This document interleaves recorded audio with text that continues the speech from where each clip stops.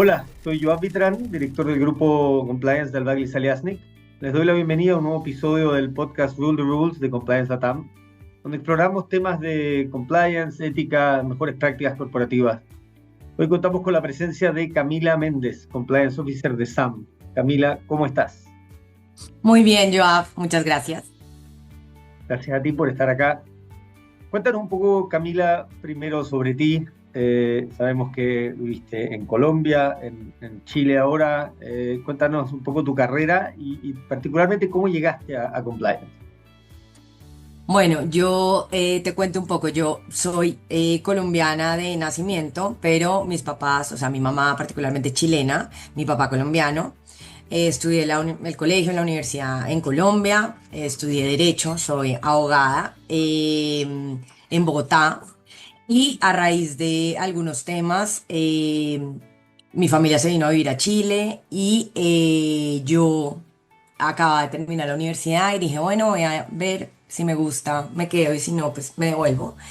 Y ahí tuve la suerte de entrar a trabajar al Banco Santander. Apenas llegué, eso fue en el 2013, o sea, llevo ya 12 años acá. Y en el Banco Santander entré en un principio a la fiscalía, al área legal, y cuando llevaba unos, no sé, 4 meses, me dijeron, no, oye, es que mira, hay una oportunidad súper buena en un área nueva, que es diferente, que se llama compliance. Yo la verdad lo había oído, más que todo como en temas de datos personales, de libre competencia, pero no lo tenía incorporado así como una rama del derecho o como una disciplina tan formal. Y ahí, pues aprovechando la instancia, dije, bueno, perfecto, me voy.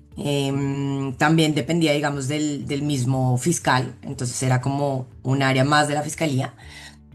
Y ahí me encontré con todo este mundo en el Banco Santander, digamos, básicamente nosotros somos una filial de España. En ese sentido, todas las regulaciones venían desde España como para ser customizadas a nuestra realidad local. Y en ese sentido, pues empecé a aprender un montón sobre cómo se gestionan estos riesgos, cómo se llega a las áreas, la importancia del rol. Em, Además, desde una perspectiva mucho más avanzada de la que estaba en Chile en ese momento. Si bien en Chile existía la ley 20.393, pero estábamos en una parte súper incipiente en que todavía ni siquiera estaba el delito de receptaciones. Estábamos corrupción, lavado de activos y financiamiento del terrorismo. En el Santander sí había una cultura súper robusta de protección de datos personales, de uso de información privilegiada, de la comercialización de productos y la responsabilidad de la información de productos financieros, muy robusta y ahí, bueno, empecé a aprender un montón, duré ahí 5 años aproximadamente. Tuve la oportunidad de ir varias veces a España a capacitarme en la matriz, como sobre la manera de implementar estos programas, de llegar, de cuáles son los requisitos, de lo importante que es la trazabilidad de esto para constituir evidencia robusta en caso de una eh, revisión por parte de un fiscalizador o de un ministerio público, según el país. Así que ahí partí, me encantó, ahí también aproveché para estudiar, hice un diplomado en compliance en la Católica, empecé a conocer más de cerca el tema, me empecé a meter a diferentes grupos y cosas que me empezaron como a abrir un poco este mundo. Ahí me gustó bastante.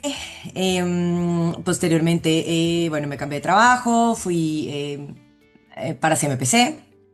Ahí también duré casi 6 años. Fue en verdad para mí una escuela increíble.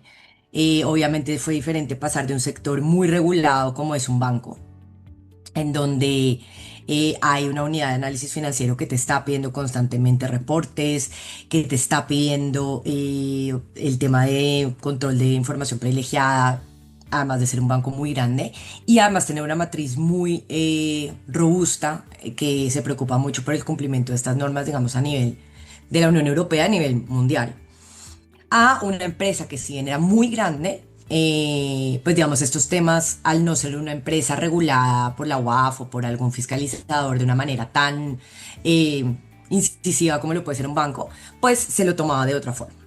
En CMPC, digamos que sí fue completamente diferente porque ya no era la copia o la adopción de un modelo propio de España, sino era básicamente empezar a construir. Yo llegué a CMPC justo post colusión, digamos, que eso fue cuando se empezó a generar la gerencia de compliance como tal.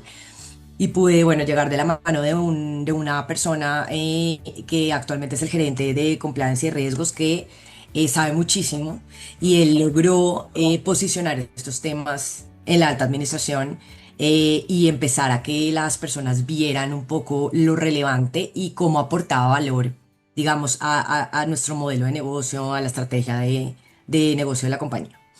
Entonces ahí fue al revés, nos tocó, digamos, de poco a poco empezar a conquistar a nuestros clientes internos de por qué esto es relevante, empezar a evangelizar, digamos.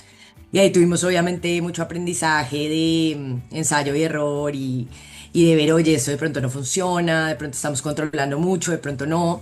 Pero fue una muy buena oportunidad en una empresa muy grande de poder empezar a implementar esto y crear esa cultura que era muy necesaria en una empresa que, digamos, ha sido muy tradicional, muy reconocida en Chile y que obviamente quería cuidar su reputación y volver a tener el mismo nombre después de un episodio muy difícil que pasar. Hagamos Entonces, la cita completa, demos el crédito de nuestro amigo en común, Carlos Villagrán, y mandamos saludos desde Compliance perfecto, Latam. claro. Y siempre dicen que no hay nada mejor para un o una líder de compliance que llegar a una empresa que acaba de tener un episodio, digamos, complejo en estas materias, porque entras con una fuerza y una capacidad de convencer que de otra forma sería más complejo, especialmente en empresas más tradicionales. Entonces, eso de alguna manera ayudó Claro, más allá de todo lo que ustedes construyeron y su liderazgo, ¿no? sí, claro, claro, pero igual, sin perjuicio que obviamente la empresa dice ya lo necesito, porque, pero igual es difícil, es cuando es una empresa muy tradicional, muy grande, que empiecen a tomar más relevancia a estos temas, igual se requiere harto trabajo y harto, digamos, como resiliencia, que a veces no te van a poner atención, a veces no es lo que tú quieres, pero igual hay que seguir y seguir. Entonces, digamos que eso fue una experiencia muy buena y donde aprendí muchísimo de ese tema. Y entonces vamos a SAM. Llegas a SAM. Cuéntanos un poco, obviamente en etapas distintas, un programa distinto, pero que también tienes responsabilidades a nivel regional, tienes distintos países a cargo, tienes distintas empresas, digamos, si bien estás parte obviamente del mismo grupo. Cuéntanos un poco de los principales riesgos y dónde está compliance hoy día en SAM. Bueno, SAM es una filial del grupo Quiñenco, que básicamente tiene como dos grandes unidades de negocio. Por un lado tenemos Aerosan, que es nuestra filial como de operación logística aeroportuaria. Ellos, en cierta forma, digamos, su rol es recibir los productos que queremos exportar y llevarlos básicamente al avión, a dejarlos ahí en la losa del aeropuerto para que se los lleven. Y lo mismo cuando llegan productos, entregárselos a quienes los reciben cuando son importados.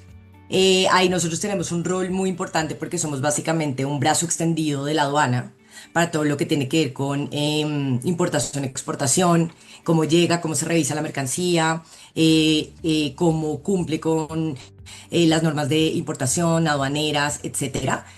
Em, y por el otro lado tenemos a Samtowach. Samtowach es una empresa de remolque marítimo que básicamente es como las grúas, por así decirlo, de los barcos que ayudan principalmente en operaciones de atraque y desatraque y adicionalmente operaciones especiales. Los remolcadores son unos como barcos más chicos que ayudan a estacionar el barco y etcétera y hacer otra clase de maniobras. Sam Towach está en 12 países, Aerosan está en 3. Y en SAM, que vendría siendo como la matriz de estas dos unidades de negocio, estoy yo. Tengo un rol efectivamente corporativo, en donde lo que hemos buscado o lo que hemos empezado a instalar es más que el cumplimiento de la ley en cada país, que obviamente es algo que se hace, estamos empezando a instalar una cultura más de cosas que hacer y que no hacer. Nosotros, y un poco cuando yo llegué, vimos una oportunidad de mejora en todo lo que era homologar y empezar como a unificar cierto lenguaje. Algunos países tenían ciertas cosas adelantadas porque había una solicitud particular de su fiscalizador o de su legislación, otros no, y lo que empezamos a ver fue ya, ¿cómo hacemos para que esto sea común? Se puedan establecer estándares mínimos higiénicos que nos protejan a nosotros. Entonces ahí nosotros empezamos a crear un programa que fue aprobado el año pasado por el directorio, que se llama el Programa de Ética e Integridad, el cual es el común para todos los países, sin importar que haya además una norma en materia de responsabilidad penal o no. La idea es que todos los países tengan por lo menos 10 controles, que es lo que nosotros hemos definido, que son básicos y que desde nuestra perspectiva pueden gestionar o pueden hacer evidente que hay una gestión por parte de la empresa de los riesgos en materia de compliance. Entonces, desde las dos compañías, digamos que los riesgos, hay algunos transversales, por ejemplo, corrupción, tanto en el tema marítimo como en el tema, digamos, aeroportuario. El relacionamiento constante con autoridades públicas es algo muy relevante. Todo lo que tiene que ver, obviamente, con contratación de proveedores, potencial conflicto de interés, corrupción privada, otras cosas. También, yo diría que se comparten bastantes cosas y en lo que marcaría que son como diferentes importantes es en Sam Towage, al ser un barco, obviamente hay unos riesgos en el mar en relación con emisión, por ejemplo, de sustancias contaminantes a contaminación de aguas o de manejo de residuos. Yo diría que esos son los dos temas más sensibles para Sam Towage, además, digamos, de los delitos como tradicionales.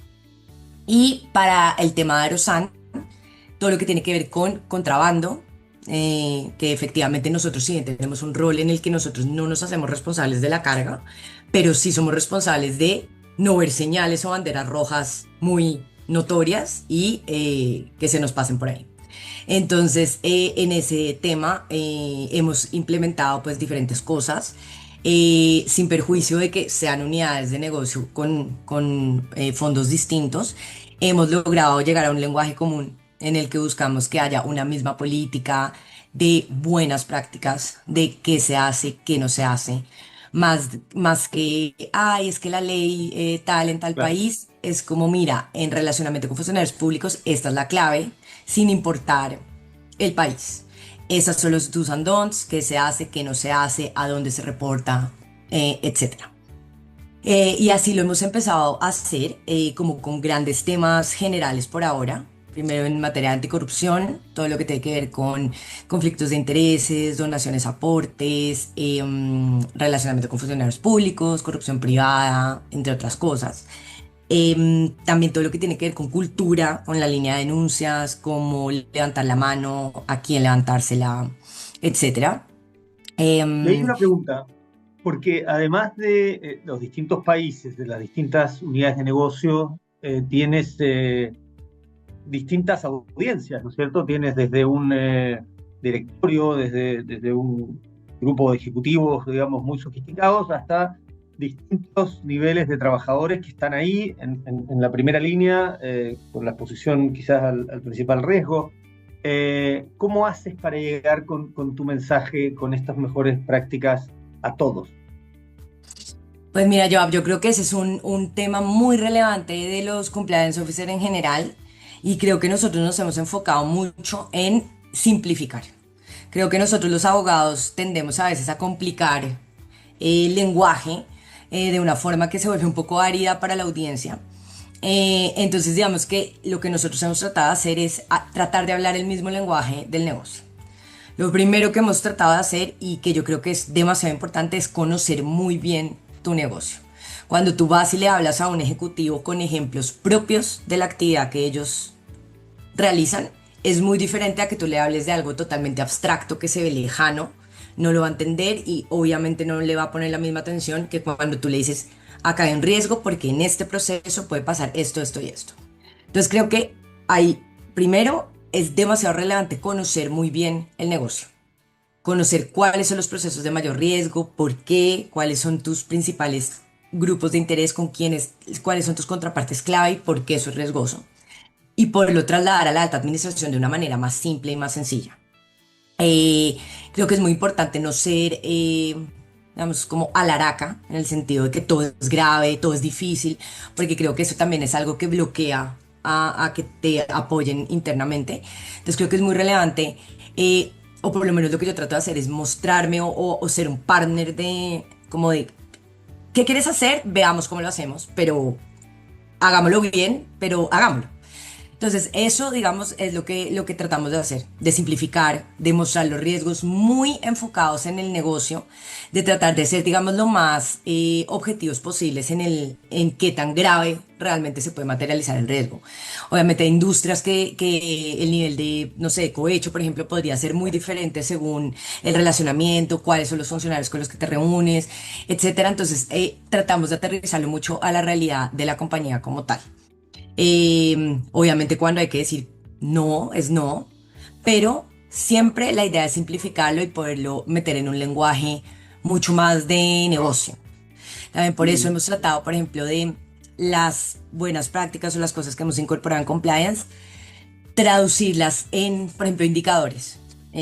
A veces los abogados nunca metemos indicadores, no nos medimos, uno dice un número y ya se enreda. Y a veces los ingenieros o la alta administración piensan números y ellos ven una planilla y dicen, ahí no me cuadra algo y de una saben. Entonces también es llevar esto a cosas que sean un lenguaje cercano a ellos. Oye, ¿cuántas personas llevamos capacitadas? ¿En cuánto tiempo contestamos las denuncias? ¿En dónde tenemos diferentes temas? ¿Cuánto se ha reportado de tal cosa? O sea, hay diferentes formas en que la administración pueda empezar a ver estos avances en ese lenguaje. Muy interesante y también el foco en ser un partner estratégico, no un policía, porque además cuando siempre la respuesta es no o cuando todo es grave, ¿no es cierto? Nada es grave y al final empiezan a buscar maneras de bypassear esta idea de, mira, yo te puedo ayudar a hacer esto, pero de la forma correcta no es inmediatamente la respuesta no. Así que es súper Exacto. valioso. Y cuéntanos ahora con una perspectiva un poco más regional, habiendo vivido en Colombia, ahora en Chile, teniendo a cargo tantos países, danos tu visión un poco del estado de situación de compliance en la región, en términos de, digamos, ¿crees avanzando demasiado lento, si ves importantes diferencias en distintos países? ¿Cómo ves Latinoamérica en estas materias? Mira, bueno, yo veo que hay como, por ejemplo, bueno, digamos que yo creo que hay varios países que van avanzando hacia una legislación bastante robusta, por lo menos en Sudamérica. Digamos, Chile, bueno, lleva, digamos, la eh, vanguardia con la ley de delitos económicos, que diría que es una de las más robustas en el mundo, ni siquiera en América Latina, respecto de lo que es responsabilidad penal en las personas jurídicas. Sin embargo, me ha llamado la atención que otros países, por ejemplo, Perú, Ecuador, que son países que uno no creería que van tan adelantados, también han incorporado la responsabilidad penal de la persona jurídica como algo muy sensible, en donde debe haber un modelo de compliance que ayude a prevenirlo, donde tiene consecuencias penales tanto para la persona jurídica como para sus responsables. Entonces, ha sido una sorpresa ver cómo esto ya se implementa. Me ha tocado ver, por ejemplo, el caso de Colombia. Colombia actualmente funciona más como, obviamente también por el pasado, digamos, la coyuntura nacional. Ellos se han enfocado mucho más en temas de corrupción, de lavado de activos, obviamente con todo lo que tenía que ver el narcotráfico, financiamiento del terrorismo, pues por todo lo de las FARC, la guerrilla, etcétera. Entonces, digamos que ellos sí se han enfocado mucho más en tener como un ente administrativo, ya no como, digamos que como es en Chile o en otros países, que es si pasa algo te entran a investigar. Acá es como hay un fiscalizador que mira que tú tengas un programa y que te puede ir a revisar en cualquier minuto, no es porque haya habido un incumplimiento o algo similar. Em, entonces creo que, digamos, en Colombia está mucho más enfocado todavía hacia temas de lavado de activos, financiamiento del terrorismo, corrupción, sobre todo de con quién negociamos, cómo conocemos a nuestros clientes, quiénes son nuestras contrapartes, y la fiscalización, digamos, que pueden hacer las empresas desde un modelo como de autorregulación. Todavía el tema, digamos, de responsabilidad penal no está muy metido ahí, está más un tema como de si estos, digamos, incumplimientos de ciertos deberes administrativos conllevaron a la comisión de un delito. En ese caso, digamos, la persona jurídica o natural podría ser responsable, pero no hay algo tan robusto como lo que está habiendo acá en Chile, en Perú, en Ecuador. Creo que sí hay una tendencia, por lo menos en Sudamérica, Centroamérica, digamos que todavía está un poco más quedado en este tema y, digamos, nosotros tenemos en los países que tenemos en Centroamérica, todavía este tema es mucho más incipiente, no hay una norma ni siquiera administrativa ni penal menos, nada. Hay normas aisladas en materia de contaminación o cosas así. Pero pues por lo menos se sabe que pueden ser delitos sensibles, donde tampoco queremos reputacionalmente afectarnos, sin perjuicio que no haya un tema como penal o algo tan grave como puede ser en los otros países. Creo que Sudamérica particularmente está avanzando rápido. Creo que Chile ha sido un buen ejemplo. Hay otros países como Uruguay, donde también tenemos que también tienen y están empezando a meter otras normas similares. Brasil también es un país que, bueno, es bastante grande. Para nosotros es una de las operaciones más relevantes. Y efectivamente ahí también el tema, bueno, de corrupción, todo lo que pasó con Obredech y eso, hace que sea un país que es importante empezar a implementar estos controles. Nosotros allá, digamos, también por el tema idiomático, hay un abogado a cargo, no solamente lo ejerzo yo desde el corporativo, sino también un abogado a cargo tanto del área legal como de compliance, en donde compartimos mucho la información constante, qué pasa, etcétera. Ellos, digamos, obviamente tienen algunas particularidades, ellos tienen un sello proética en que quieren participar, empezar a constituir evidencia. Digamos que con ellos somos un poco más independientes en que les dejamos, sin perjuicio, ellos implementan los controles básicos que tenemos en todos los países, etcétera. Pero creo que sí hay un adecuado implementación casi en toda Latinoamérica. O sea, yo diría que ahora es muy difícil ser competitivo si tú no tienes un mínimo modelo de compliance, por lo menos, para operar en este continente, digamos. Y sobre todo, y en otros, más aún. Es una gran forma de verlo y de convencer a quienes son socios, ¿no? Y también tienen control de presupuestos o quizás a directorios de que no hay otra opción si quieres hoy día competir con alto nivel. Me hacen señas que tenemos que ir cerrando, entonces como una pregunta final, tú eres alguien que has liderado, digamos, en distintas industrias y has tenido la capacidad de llevar más, ¿no es cierto?, de compliance eh, muy cerca del negocio, de ganarte la confianza de la alta administración, del directorio, de estar muy cerca, de que te entiendan como un partner estratégico. Un par de tips, de recomendaciones para quienes están empezando, a veces llegan a una empresa y no saben cómo empezar a construir eso. ¿Qué deben hacer para conseguir esa confianza y al final tener la posibilidad de generar el impacto en el negocio que se quiere? Bueno, yo creo que lo más importante es ir a terreno. Creo que los abogados minimizamos mucho el tema de ir a terreno y creemos que desde la oficina estamos perfectos y a veces en verdad hay que ir a la operación, meterse. Así sean temas que uno no entiende, pero es muy relevante entender cómo se mueve y toda la cadena de valor completa de tu servicio o de tu producto, quiénes interactúan, dónde, etcétera. Creo que es muy importante pedir reuniones, no solamente como de entender qué hace el área, entender, oye, ¿cómo te puedo ayudar? ¿Hay algo que te preocupe?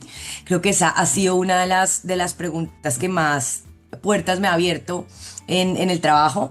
Y es decir, oye, más que yo venir a auditarte o a preguntarte, mándame tal cosa, yo quiero saber si hay algo que no te deja dormir, que te da dolor de guata, como dicen acá, y que te preocupa, que te quita el sueño.